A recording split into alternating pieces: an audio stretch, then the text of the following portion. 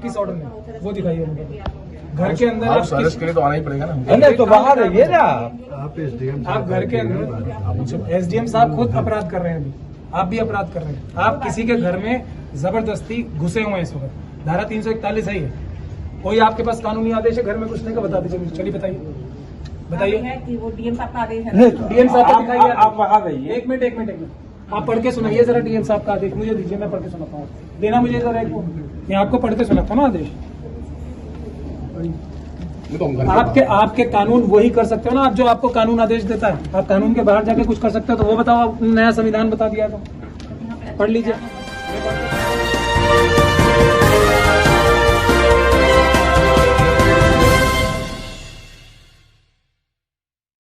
राफिया शबनम ने कहा, जिला प्रशासन द्वारा तौकीर रजा को नजरबंद करना किस कानून के तहत? बरेली से खबर बुलंद भारत के लिए कामरान अली की रिपोर्ट। आज से 15 दिन पूर्व में ही आईएमसी प्रमुख मौलाना तौकीर रजा खान ने 15 मार्च को तिरंगा यात्रा लेकर दिल्ली कूच करने का ऐलान किया था। अपने संवैधानिक अधिकार के मुताबिक आईएमसी प्रमुख मौलाना तौकीर रजा खान अपने समुदाय की कुछ समस्याओं को लेकर देश के राष्ट्रपति को एक ज्ञापन सौंपने के लिए मौलाना तौकीर रजा खान को 15 मार्च को दोपहर 2 बजे तिरंगा यात्रा लेकर दिल्ली निकलना था। वहीं तिरंगा यात्रा निकालने से एक दिन पहले ही जिला प्रशासन ने आईएमसी प्रमुख मौलाना तौकीर रजा खान के घर पर मौलाना को नजरबंद कर दिया और मौलाना तौकीर रजा खान के घर स्थित दरगाह आला हजरत क्षेत्र में भारी पुलिस फोर्स तैनात कर दी गई, जिसके कारण मौलाना तौकीर रजा खां की तिरंगा यात्रा नहीं रवाना हो सकी।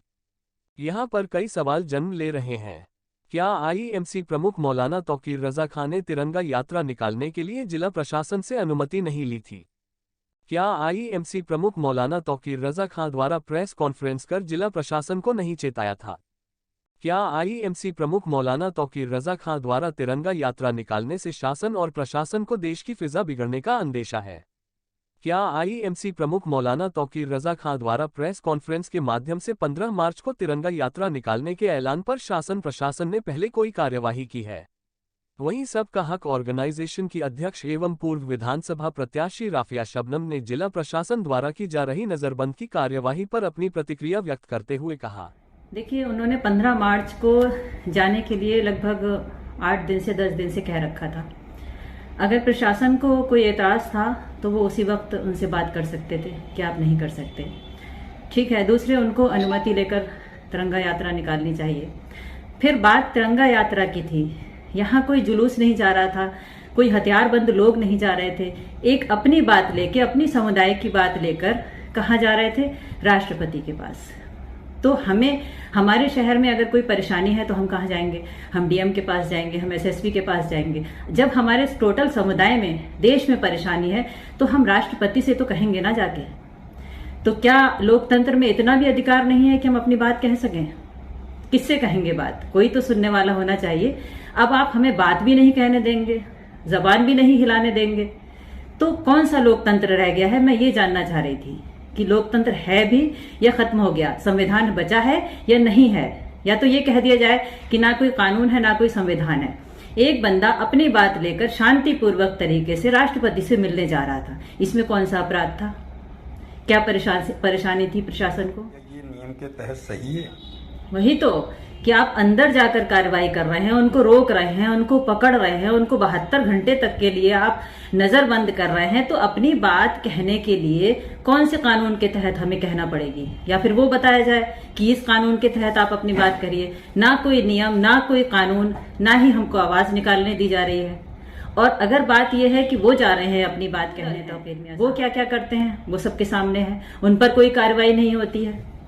सारे जुलूस निकलते हैं, तलवारें लहराई जाती हैं, बंदूकें तमंचे लेकर जाते हैं, तो उन पर कोई कार्रवाई नहीं होती है। तो इस तरह से जो पक्षपात की राजनीति है वो जल्द से जल्द खत्म होनी चाहिए। जिस तरह से अभी कुछ ही समय पहले किसान आंदोलन देश में चला था, किसानों को भी ज्ञापन वगैरह या दिल्ली पहुंचने के लिए रोका गया था, क्या तौकीर रजा को भी उसी नजरिए से देखा जा रहा है? बिल्कुल, कोई भी आंदोलन करेगा, चाहे किसान आंदोलन हो, आपने देखा कीलें बड़ी बड़ी लगा दी गई, कांटे लगा दिए गए उनके रास्तों में। तो यहाँ तो सिर्फ नजरबंद किया है। तो आप किसी भी समुदाय को अपनी बात कहने से रोक रहे हैं, तो ऐसा कैसे चलेगा? दूसरे सबसे बड़ी बात यहाँ पर क्या है कि लोकतंत्र में अब तक 70 सालों में जो कहते हैं कि देश में ऐसा हो गया, देश में वैसा हो गया, अरे कम से कम बोलने की आजादी तो हमें थी। ये घुटन भरा माहौल तो नहीं था जो देश में ऐसा माहौल बन गया कि हम बात नहीं कह सकते। अगर हम बात कहते हैं तो सबसे बड़ा डर, जो सबसे बड़ा खौफ कायम किया गया है वो बुलडोजर का किया गया है। एक फिल्म का डायलॉग था ना, वही याद आता है कि साहब आपसे डर नहीं लगता, आपके बुलडोजर से डर लगता है। तो आपने हमें इस काबिल भी नहीं रहने दिया कि हम अपनी आवाज निकाल सकें। और अगर इन शब्दों में, मेरे इन शब्दों में कहीं कोई गलती होती है तो इन शब्दों पर भी कार्रवाई हो जाती है। ये कहां तक सही है? क्या हम ना बोलें? क्या हम अपनी बात ना कहें?